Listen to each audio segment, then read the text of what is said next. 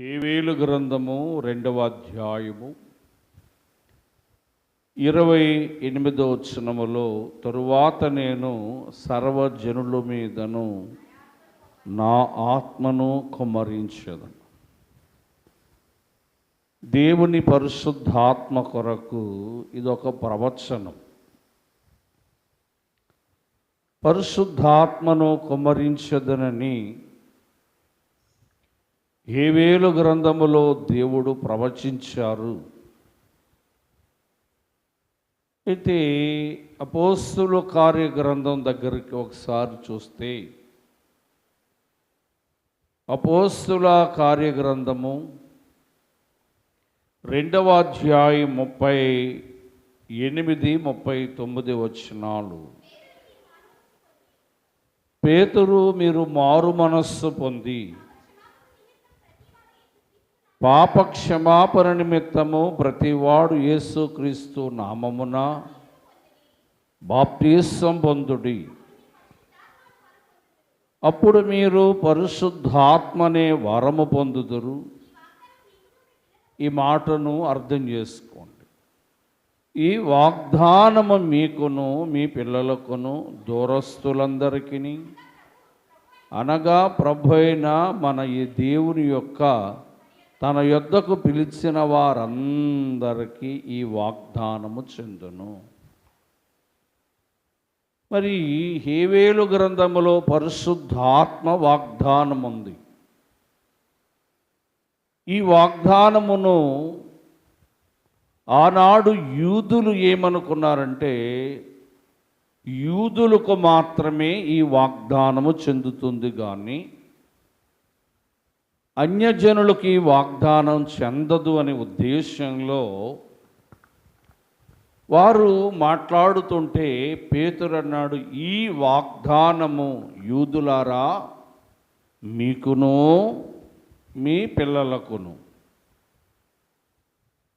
ఈ వాగ్దానము పరిశుద్ధాత్మ వరము పొందుతారన్న వాగ్దానము మీకును మీ పిల్లలకును, అంటే యూదులకును యూదుల పిల్లల పిల్లలకును, ఇక దూరస్తులకు అన్నాడు అని, అనగా ప్రభు అయిన దేవుని యొక్క తన యొద్దకు పిలువబడిన వారందరికీ ఈ వాగ్దానము చెందును అన్నాడు. అంటే పరిశుద్ధాత్మ వాగ్దానము యూదులకే కాదు, యూదులకు యూదుల పిల్లల పిల్లలకు దూరస్తులైన వారికి, యేసు ప్రభువు చేత రక్షణలోనికి పిలువబడిన ప్రతి వారికి ఈ పరిశుద్ధాత్మ వరము పొందుదురు అని దేవుడు చక్కగా తెలియజేశాడు పేతురు ద్వారా. స్నేహితులారా, పరిశుద్ధాత్మ వరము అనేది యూదులకు మాత్రమే కాదు, యేసుక్రీస్తు ప్రభువును అంగీకరించిన సర్వజనుడి మీదను ఈ ఆత్మ కుమ్మరింపబడుతుంది. అయితే పరిశుద్ధాత్మ ఎలా పొందాలి? పరిశుద్ధాత్మ దేవునిని మనం ఎలా పొందాలి? ఇందాకే చెప్పాడు. అపోస్తలుల కార్యగ్రంథం 2వ అధ్యాయము 38వ వచనం. పేతురు మారు మనస్సు పొంది పాప క్షమాపణ నిమిత్తము యేసుక్రీస్తు నామములో బాప్తిసం పొంది, అప్పుడు మీరు పరిశుద్ధాత్మ అనే వరం పొందుతారు. పరిశుద్ధాత్మ వరము పొందాలి అంటే మారు మనస్సు ఉండాలి. మారు మనస్సు లేకుండా పరిశుద్ధాత్మ వరమును మనం పొందలేం. కొందరు ఏదో బాప్తీసం తీసుకున్న వల్ల నేను మారిపోయాననో, మందిరానికి వచ్చుట వల్ల నేను మారిపోయాననో, దేవుని వాక్యాన్ని వినడం వల్ల చదవడం వల్ల నేను మారిపోయానేమో అనుకుంటారు. మారవలసింది మనిషి కాదు, మనస్సు మారాలి. స్నేహితులారా, మన మనస్సు మారినప్పుడు మనము పరిశుద్ధాత్మ అనే వరాన్ని పొందుకుంటాం.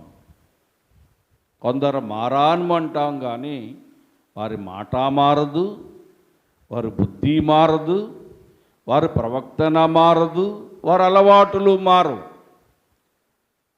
స్నేహితులారా, అన్య ఆచారములు చేస్తూ మేము మారిపోయాము, మారు మనసు పొందాము అంటే దేవుడు ఎలా హర్షిస్తాడు? నీ మాట మారిందా? నీ బుద్ధి మారిందా? నీ ప్రవర్తన మారిందా? నీ అన్య ఆచారములు మారాయా?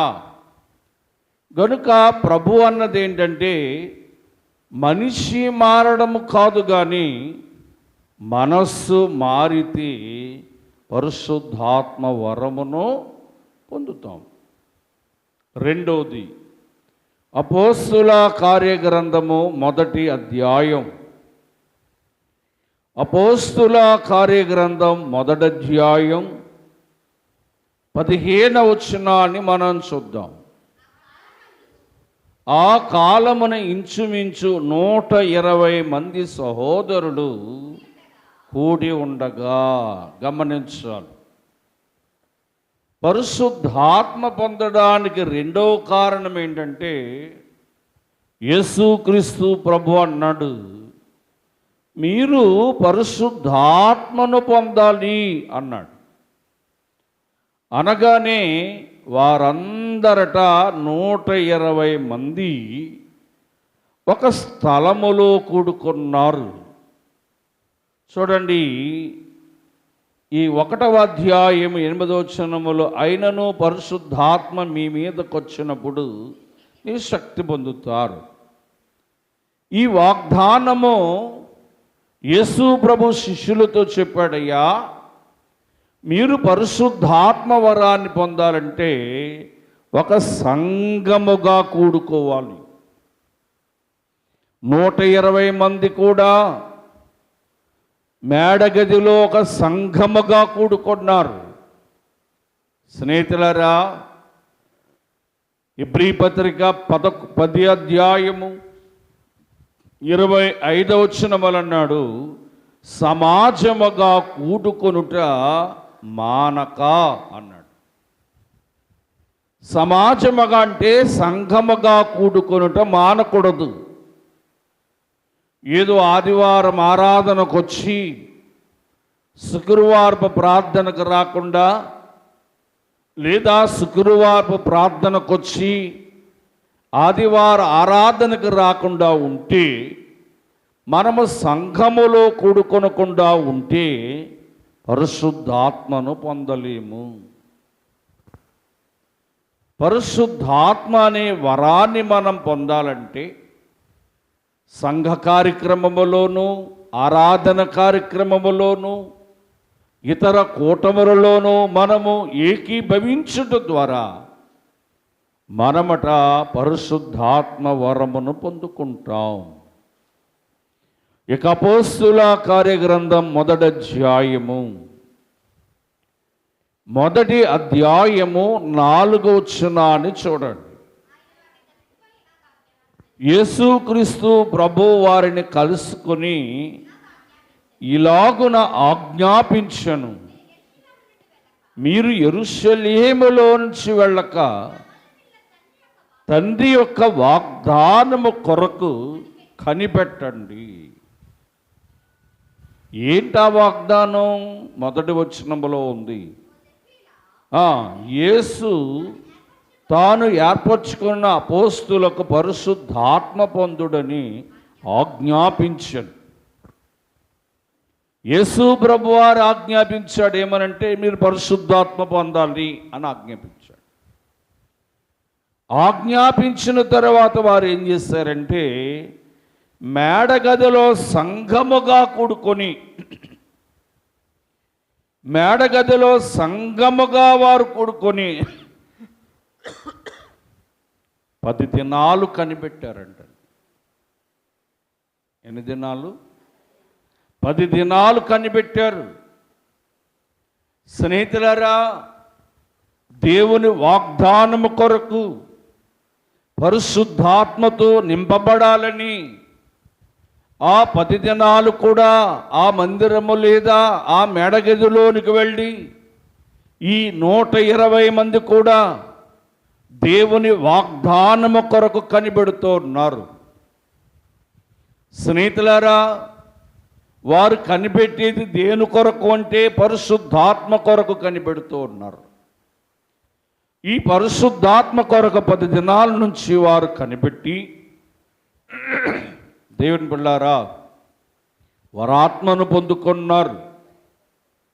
దేవుని వాక్యములో మనం చూస్తే దేవదాసయ్య గారు కూడా అన్నారు, ప్రార్థన అయిన తర్వాత మనము కనిపెట్టాలి. చాలామంది చేస్తూ ఉంటారు, ప్రార్థన ఆమేన్ అనగే లేచిపోతారు.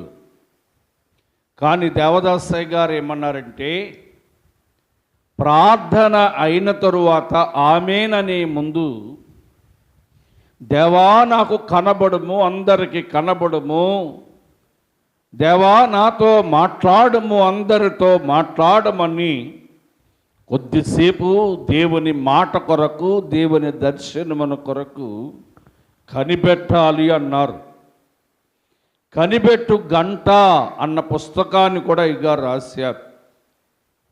సహోదరులారా, ఒకటి మారు మనస్సు పొందుట వలన పరిశుద్ధాత్మను పొందుకుంటాము. 2 దేవుని మందిరములో సమాజముగా కూడుకొనుట వలన పరిశుద్ధాత్మను పొందుకుంటాం. ఇక 3 దేవుని వాగ్దానముల కొరకు దేవుని సన్నిధిలో కనిపెట్టినప్పుడు పరిశుద్ధాత్మనే వరమును పొందుకుంటాం.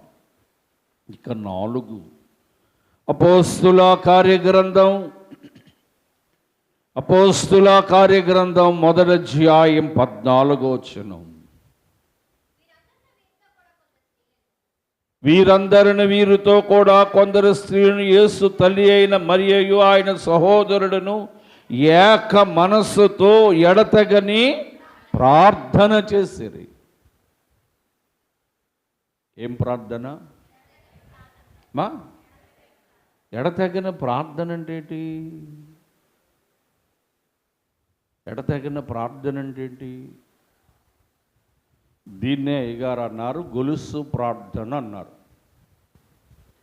సహోదరులారా, 120 మంది ఉన్నారుగా. ఈ 120 మంది కూడా ఒకరు ప్రార్థన చేస్తుంటే మరొకరు స్తుతించేవారేమో.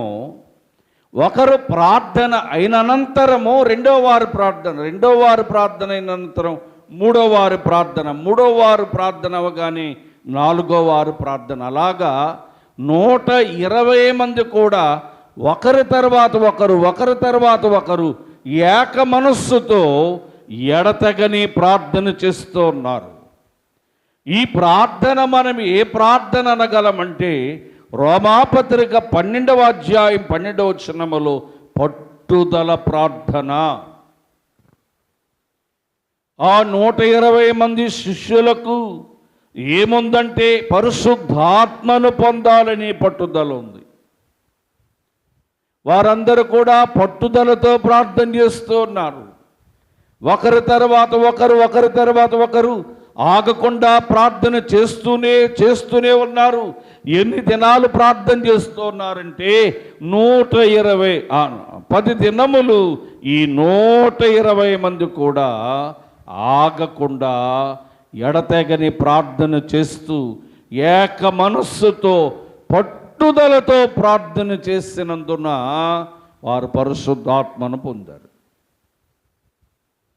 అంటే పరిశుద్ధాత్మ పొందడానికి మనలో ఏముండాలి అంటే దేవుని పిల్లరా, ఎడతెగని ప్రార్థన ఉండాలి. అనగా ప్రార్థనలో పట్టు ఉండాలి. మనం అడిగినది పొందుకునే వరకు, మనం అడిగినది దేవుడు ఇచ్చే వరకు, మనం అడిగిన ఆత్మ అనుగ్రహించే వరకు కూడా మనము పట్టుదలతో ప్రార్థన చేస్తూ ఉండాలి. ఇక 5వది అపోస్తుల కార్యగ్రంథం. నేను పరిశుద్ధాత్మ ఎలా పొందాలన్న మాటే చెప్తున్నాను. కొందరికి ఎలా పొందాలో తెలియదుగా. పరిశుద్ధాత్మ దేవుడు అంటున్నారు కానీ ఎలా పొందాలో తెలియకుండా విశ్వాసం ఎలా పొందుతాడు? అందుకే ముందు ఎలా పొందాలో తెలుసుకుందాం ఇవాళ. 5వ అధ్యాయం 32వ వచనం. మేమును దేవునికి విధేయులైన వారికి. గమనించాలి, ఇక పరిశుద్ధాత్మ ఎవరి మీదకి దిగి వస్తాడు అంటే విధేయత గల వారి మీదకు.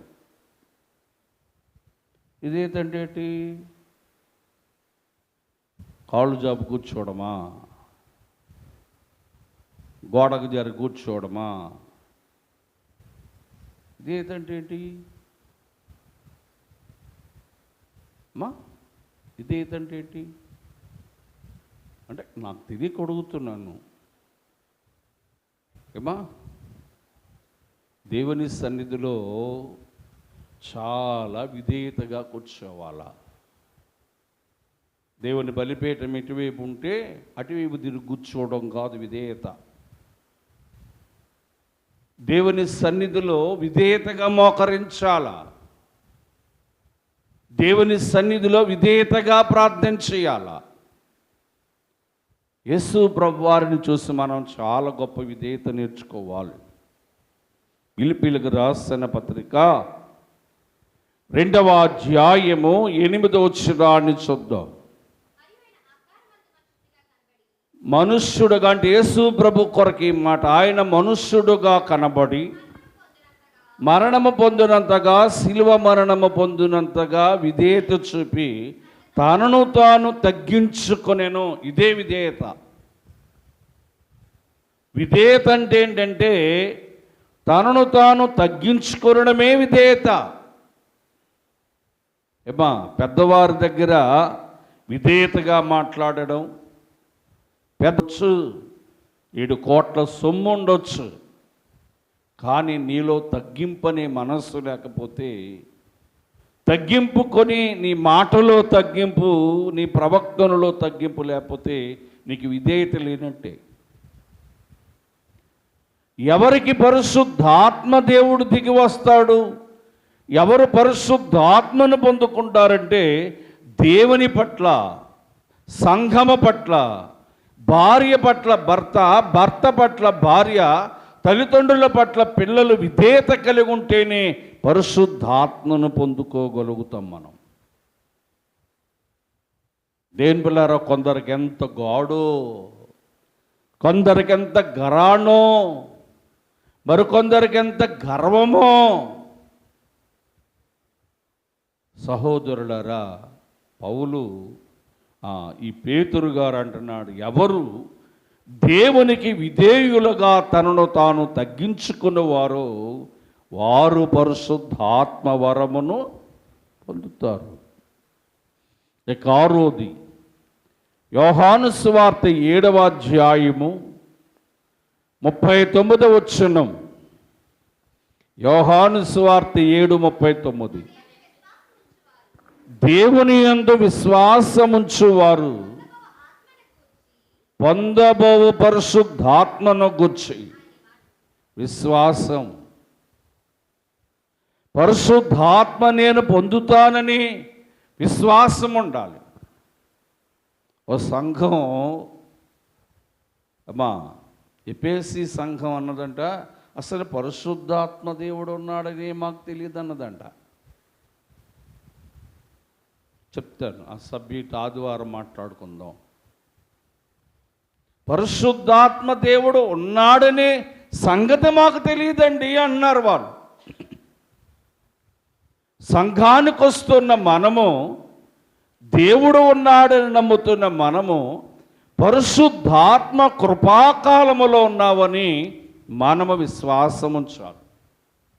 కొందరు వస్తారు కానీ ఏదో అయ్యగారు రమ్మన్నారని వచ్చాం కానీ పరిశుద్ధాత్మ మేము పొందుకుంటామేంటి? పరిశుద్ధాత్మ అభిషేకం అందుకుంటామేంటి? నువ్వు పొందుకుంటానేంటి, అందుకుంటానేంటి అంటే నీవు ఎన్నటికీ పొందుకోవు, ఎన్నటికీ అందుకోవు.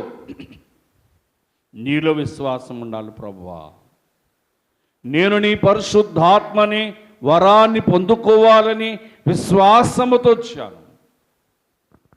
నీ విశ్వాసమే నిన్ను రక్షిస్తుందన్నాడు. నీ విశ్వాసమే నిన్ను బాగు చేస్తుందని అన్నాడు.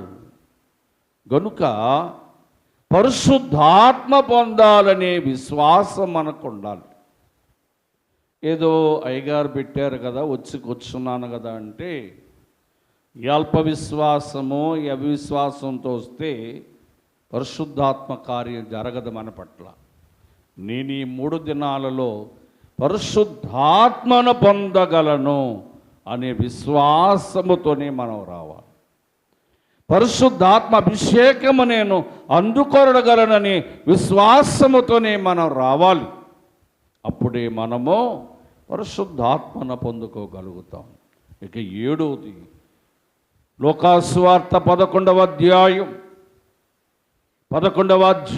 13వ వచనాన్ని చూద్దాం. పరలోకమందున్న మీ తండ్రి తనను అడిగే వారికి, ఏమండి, అడిగే వారికి ఇస్తాడా, అడగలేని వారికి ఇస్తాడా? అయ్యగారు అన్నారు కదా, కావలసిన వెళ్ళా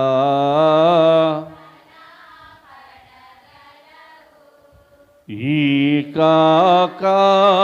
కావలసిన వెళ్ళా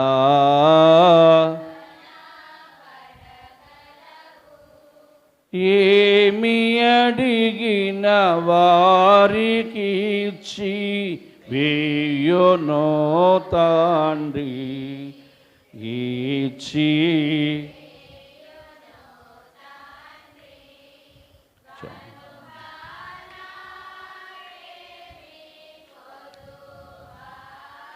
దేవుని స్తోత్రం. ఆయనను అడిగే వారికి ఇస్తాడట. ఏంటి ఎలా అడగాలి? యాకోబు రాసిన పత్రిక 1వ అధ్యాయం 6వ వచనం. యాకోబు రాసిన పత్రిక 1వ అధ్యాయం 6వ వచనం. అయితే మనము ఏమాత్రము సందేహించక విశ్వాసముతోని దేవుణ్ణి అడగాలట. ఏమండి, ఎలా అడగాలి? ఆయన పరిశుద్ధాత్మని ఇస్తాను అని అన్నాడు. ఇస్తానన్నాడు కదా అని మనం అడగకుండా దేవుడు మనకివ్వడట. ఆయన మాట అన్నాడు, మీ పిల్లలు మిమ్మల్ని చేపనడిగితే మీరు పామునిస్తారా? అలాగే రొట్టెనడిగితే రాయినిస్తారా? మీరు చెడ్డవారై ఉండి మీ పిల్లలకు మంచి ఈవులను ఇస్తూ ఉండగా మీ పరలోకపు తండ్రి నేను మీరు అడిగే వాటికంటే మంచి ఈవులను ఇచ్చే తండ్రిని అన్నాడు. సహోదరులరా, అడగాలి.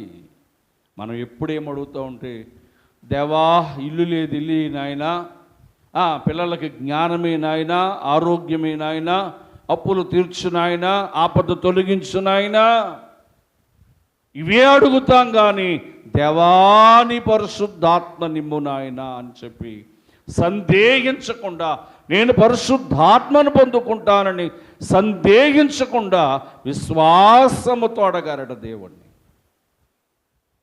పరిశుద్ధాత్మ ఎవరికి దేవుడిస్తాడు అంటే సందేహించకుండా అడిగిన వారికి పరిశుద్ధాత్మను దేవుడిస్తాడు.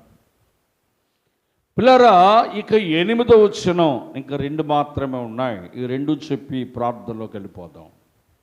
అపోస్తుల కార్యగ్రంథం 10వ అధ్యాయం 44వ వచనం.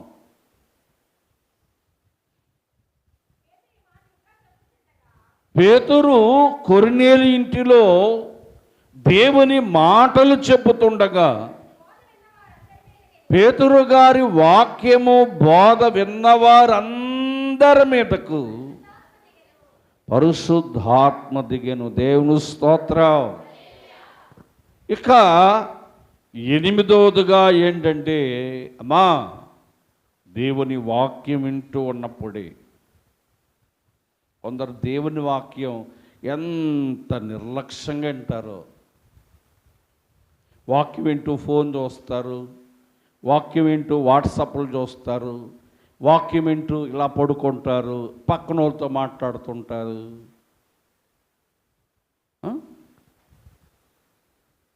వాక్యం ఎవరు? మా వాక్యమే దేవుడు. మరి వాక్యం వింటూ ఇలా ఇలా ఇలా వాట్సాప్ చూస్తావే, వాక్యం వింటూ వారితో వీరితో మాట్లాడతావే, వాక్యం వింటూ నిర్లక్ష్యంగా ఉంటావే. పేతురు కొర్నేలింటిలో వాక్యాన్ని బోధిస్తున్నాడు. ఆ వింటూ ఉన్నవారు కూడా అన్యజనులై ఉన్నారు. వారు వింటూ ఉండగా ఆ వాక్యాన్ని బోధిస్తుండగా విన్నవారందరి మీదకి కూడా, ఎవరిని వదలకుండా వాక్యము విన్నవారందరి మీదకి పరిశుద్ధాత్మ దేవుడు దిగొచ్చాడు. పరిశుద్ధాత్మ అభిషేకం ఎప్పుడు కలుగుతుందంటే వాక్యము వినుట ద్వారా, వాక్యము మనస్సు పెట్టి వినుట ద్వారా. ఏమండి, మన ఆత్మీయ తండ్రి గారు ఎవరు? మీకు ఆయనేనా కాదా? బైబిల్ మిషన్ ఆత్మీయ తండ్రి గారు ఎవరు? వారందరి మీదకి, దేవుని వాక్యము విన్నవారందరి మీదకట పరిశుద్ధాత్మ దిగి వచ్చింది. కనుక పరిశుద్ధాత్మ ఎలా పొందగలమంటే దేవుని వాక్యాన్ని వినుట ద్వారా. ఇక చివరి మాట, అపోస్తలుల కార్యగ్రంథం 8వ అధ్యాయము 15-17 వచనాలు. వీరు వచ్చి పరిశుద్ధాత్మ పొందవలనని వారి కొరకు పేతురు యోహానులు ప్రార్థన చేసేది. వారిలో ఎవ్వరి మీద ఆయన దిగలేదు. ఎవరు దిగలేదు? చెప్పండి, ఎవరు దిగలేదు? ఏమ్మా, దీని కొరకు ఆదివారం క్లియర్గా మాట్లాడుకుందాం, చెప్తా. స్నేహితులారా,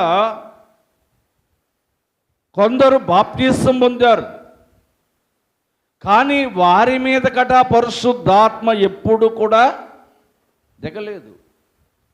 ఇప్పుడు పేతురు యోహాను ఏం చేస్తున్నారంటే ముందు ప్రార్థన చేశారు వారి కొరకు. ప్రభు అయిన యేసుక్రీస్తు నామమున బాప్తిసం పొందిరి.